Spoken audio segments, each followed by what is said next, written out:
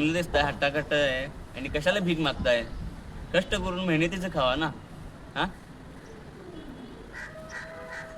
ठीक आहे, आता ह्या वेळेला देतो तुम्हाला पैसे, पण पुढच्या वेळी आहे की नाही असं भीक मागत असं बसू नका रस्त्यावर, चांगलं वाटत नाही.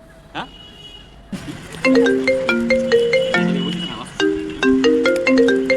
हॅलो साहेब कुठं आहे?